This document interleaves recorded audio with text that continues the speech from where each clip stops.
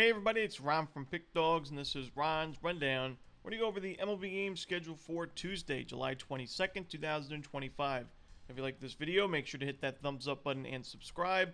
Put your baseball picks in the comment section below. And if you're looking for my best bets, the games I love the most, including my rundown best bet in Major League Baseball, you can find those at the Premium Picks tab or the Experts tab at pickdawgz.com. There's also a link in the description. And don't forget, about 10 days left of our Christmas and July sale for $500 off my yearly package. All sports plan gets you every single premium play across all sports for 365 days.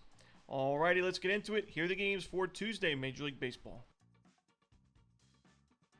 First up, we've got the Baltimore Orioles taking on the Cleveland Guardians. We've got Brandon Young and Joey Cantillo as the starters. Now, I mentioned a few times, I just don't think that Brandon Young is Major League Baseball ready right now. I think eventually could be a decent option at the MLB level as whether, the starter or reliever, but right now he's just not a great option in the Orioles rotation or any rotation. I just think that when you look at this Guardians team, starting to get going a little bit offensively. Brandon Young gave up 4 home runs his last game against the Marlins of all teams, 7 earned runs to go with it. The Orioles have lost his last 5 games. All those were starts. I just can't get there with Young and the Orioles in this situation. You got Joey Cantillo, who's a lefty facing an Orioles team. It's not been good against lefties all season long. He's got some upside. He's got good strikeout numbers on the season, well over a strikeout per inning. I'm going to roll with the Guardians in this one on the money line at home. Next up, we've got the Detroit Tigers taking on the Pittsburgh Pirates. We've got Casey Mize and Mitch Keller as the starters. Now, in 46 plate appearances against the current Tigers lineup, Mitch Keller has a 35% strikeout rate, a pretty low xWOB at 310, not too shabby, 233 expected batting average. Keller was pitching really well before the All-Star break. I think he's going to be a big-time addition to whoever gets him at the trade deadline. It looked like it was going to be the New York Mets, but not so sure, with the recent developments. So, Keller is one of the biggest assets at the trade deadline if the Pirates move him. I think he pitches well in this game, and we saw Casey Mize give up 6 earned runs his last start before the All-Star break, gave up a home run in the All-Star game as well via home run. I expect regression from Mize in the second half of the year. He hasn't really been able to miss a lot of bats this season, well under a strikeout per inning. I think he could be in trouble in this game on the road. I'm going to take the Pittsburgh Pirates on the money line at PNC Park. Next up, we've got the Padres and the Marlins. No official starter right now for San Diego, but Edward Cabrera should be going for Miami. I'm going to lean towards the under in this game. I think Cabrera can pitch pretty well. He's had a good season overall, a lot of upside to his game, and I don't really love this Padres offense. On the flip side, this is a pretty good pitching staff for San Diego. If they do go with the bullpen game type of route, I think it would be a pretty successful outing for San Diego because this has been one of the better bullpens in Major League Baseball in terms of their ERA. Even their expected numbers are solid. So I'm going to lean towards the under right now in Padres Marlins. Next up, we've got the Red Sox and the Phillies. We've got Christopher Sanchez and Richard Fitts as the starters. Now, we've seen the Red Sox hit left-handed pitching very well in 2025, but they were not able to do much of anything against Shota Imanaga in that Cubs series. And now you're facing one of the better lefties in baseball, in Christopher Sanchez, who's been on a roll. He's going into the All-Star break. He was pitching really well. And I just think he has too good of an outing here for the Red Sox to compete. I think Richard Fitts could be okay in this game, but still not enough for the Red Sox to stay competitive. I'm going to lean towards the Phillies in this one on the run line at Citizens Bank Park. Next up, we've got the Cincinnati Reds and the Washington Nationals. We got Chase Burns and Brad Lord as the starters. Now, I do think in terms of pitching prospects, it doesn't get much better than Chase Burns. I mean, great strikeout stuff. He's already got 25 strikeouts in 16 innings at the major league level. Great velocity on his fastball. His control's an issue, as we see many young pitchers, the walks pile up or the home runs, and he's given up a few, already 3 home runs this season, some sharp contact here and there, but I still think Burns is a great option for Cincinnati going forward. I think he's the much better option compared to Brad Lord, who's been mostly featured out of the bullpen. He's pitched okay there recently, but I still think the Reds walk away with the W in this one. Give me Cincinnati on the money line. Next up, we've got the Yankees and the Blue Jays. We got Cam Schlittler and Max Scherzer as the starters. Now, Schlittler in his first start of the season, 7 strikeouts in 5 1/3 innings. He was able to get the win for the Yankees, 9-6 the final. Give up a couple of home runs, 3 earned runs to go with it. But overall, I still would say a successful outing for Schlittler, especially when you look at those strikeout numbers. And he's had great strikeout numbers in the minor leagues, double-digit Ks per 9 basically everywhere in the minor leagues. The problem for me is, though, you're facing a Blue Jays team that does such a good job at limiting strikeouts. They're a very patient lineup. They work pitch counts, and they're just really tough to strike out. And we've seen that all year against righties and against lefties. And we saw it against a similar starting pitcher, a strikeout-dependent starting pitcher in this Yankees rotation in Will Warren. Warren has had mixed results this year, but 117 strikeouts in 99 innings. He's missed a lot of bats. However, when he faced this Blue Jays lineup back on July 2nd, he got absolutely crushed. It was 4 innings of 10 base hit, 8 earned run, 2 home run baseball. He had 4 strikeouts, but 8 earned runs given up in an 11-9 loss. And I just think that Schlittler could have I don't necessarily think a similar result in terms of 8 runs given up, but I think he could struggle similarly in this game. I think the Blue Jays get to him. I also think the Yankees can find a few runs off of Scherzer. I'm going to take the over in Yankees Blue Jays. Next up, we've got the Angels and the Mets. We've got Kyle Hendricks and Frankie Montas as the starters. Now, this looks to be very pitcher-friendly weather at Citi Field, which is already quite the pitcher-friendly ballpark in this game, but I just can't get past this matchup. These are 2 starting pitchers that have really struggled against the opposition in past meetings, and because they've pitched in the league for a while, and of course Montas was a member of the A's for a while in the AL West, these the sample size is quite large, and both of these pitchers have given up a lot of sharp contact to the opposition. And I also know that they're not necessarily my favorite options in general. Hendricks an ERA just below 5, Montas above 5.0, 5.03 on the season. He also was terrible in the rehab starts in the minor leagues. So, 2 starting pitchers I really do not trust. 2 lineups that have been very good against right-handed pitching in the last month. The Mets have been great against righties all season long.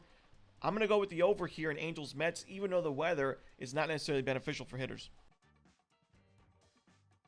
Next up, we've got the Giants and the Braves. Davis Daniel and Landon Roop are the starters.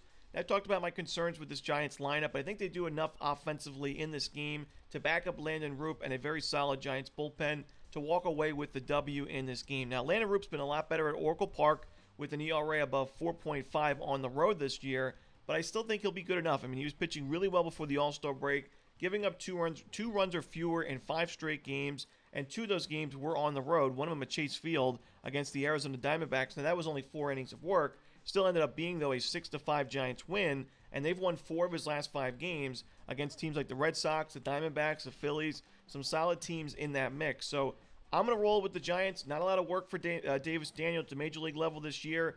I think the Giants can find a few runs off of him. Give me the Giants in this one on the money line. Next up, we've got the Chicago White Sox and the Tampa Bay Rays. We got Drew Rasmussen going for Tampa. No official starter right now for Chicago. I'm going to lean towards the Rays on the run line, but probably a game I stay away from. Just don't think there's going to be a lot of value in this one with Tampa Bay as a steep favorite. But Rasmussen should be able to pitch pretty well, even though it's at Steinbrenner Field, a hitter-friendly ballpark. He's had great numbers at Steinbrenner Field this season with an ERA below 3. So give me the Rays laying the 1.5 runs. Next up, the Chicago Cubs and the Kansas City Royals. No official starter right now for KC, but we should see Matthew Boyd going for Chicago. Now, the Royals have definitely improved their numbers against left-handed pitching. This was a lineup that was pretty consistently in the bottom 5, bottom 10 in OPS and ISO against lefties in 2025. But recently, their OPS is way up. Their isolated power numbers are better. Their strikeout rate and walk rate are still not so great, though, against lefties. And Matthew Boyd has been one of the best pitchers, not just lefties, but pitchers in the National League this season. He's also been a really profitable pitcher on the money line when you're backing the Chicago Cubs in his starts. They've won a overwhelming majority of his games, including 4 straight and 5 of the last 6. 5 of the last 6 and 4 straight games. He had a .9 ERA before the All-Star break in the month of July, 1.78 ERA in the month of June. I just can't go against Boyd in this spot. I'm going to roll with the Chicago Cubs on the money line and run line at Wrigley Field. Next up, the Rangers and the Athletics. We got Jacob deGrom going for Texas. No official starter right now for the A's. I'm going to lean towards the Rangers in this one. Similar to that Rays game, I just don't think there's going to be a lot of value with deGrom on the mound at home. The Rangers are most likely going to be steep favorites, and I just don't think that even a run line play would be the best situation. I think there's just better games on the board for this Tuesday card, but I still think deGrom pitches really well. I think the Rangers can back him up. I'll go with the Rangers and lay the 1.5 runs. Next up, we've got the Cardinals and the Rockies. We've got Eric Fedde and Bradley Blaylock as the starters. Now, got to give credit to Eric Fedde for his numbers at Coors Field in his career. A sub-4 ERA and about 19 innings of work for Eric Fedde, but I still can't get there with St. Louis in this situation at this kind of price But, I know Bradley Blaylock's been miserable at the major league level this season, but it's only been 21 2/3 innings, and he is coming off a good outing against the Reds, 5 innings of 1-run ball. You've got, Eric Fedde, who's got a 1-6 record with an ERA above 4 on the road this year. The Cardinals have lost his last 4 games. They scored a combined 6 runs in those 4 games, so their offense hasn't been there. I just can't get there with the Cardinals at this price. I'm going to roll the Rockies on the money line, of course. Next up, we've got the Houston Astros taking on the Arizona Diamondbacks. We got Framber Valdez and Eduardo Rodriguez as the starters. Now, this could mean absolutely nothing. Maybe I'm talking about a non-story, but I just want to mention it because it's my thoughts. I thought it was quite interesting to see Framber Valdez listed as the probable starter on Friday, the first day after the All-Star break, and then moved one by one each day, throughout the rotation until now. He's going to pitch on Tuesday. He's supposed to go on Friday, moved to Saturday, didn't pitch Saturday, moved to Sunday, moved to Monday. I thought for sure he's going to pitch on Monday. Nope, they went with Colton Gordon. Now he's moved to Tuesday. Could just be that's the way the Astros want to manage their rotation right now. It's the first week after the All-Star break, but doing this rundown series the last 5 years and watching baseball as far as I can remember, I just haven't seen a situation like this where you see the pitcher moved one day at a time until the last possible time where he is now has to go in the rotation. So I don't necessarily think it's going to mean anything for Framber in this start or going forward, but thought it was interesting. For me, I still think the over is in play, though, because Framber Valdez could be in his best form, but he's still not been the best on the road this season with an ERA above 4. The Diamondbacks have really improved against left-handed pitching in the last month. The Astros have also hit lefties very well in 2025. I don't think Rodriguez is a great option for Arizona. He's got an ERA above 6 at Chase Field this season.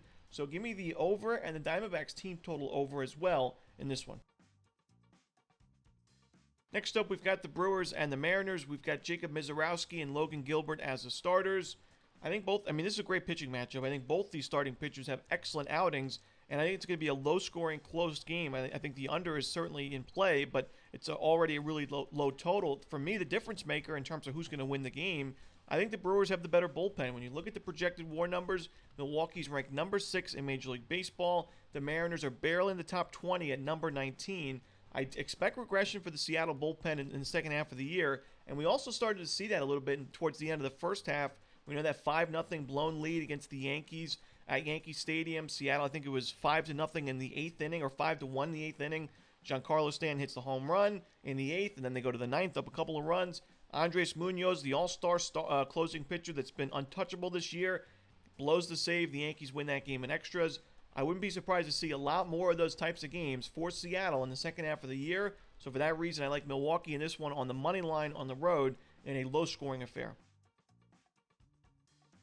And the final game we're going to talk about for the Tuesday card in Major League Baseball, it's the Twins and the Dodgers. Simeon Woods Richardson and Yoshinobu Yamamoto are the starters. Two good starting pitching options. I haven't said that often about Woods Richardson this year, but in his current form, he's been excellent. He's given up 1 run or fewer in 4 straight games. The Twins are 3-1 in those starts. His ERA is now below 4 on the season.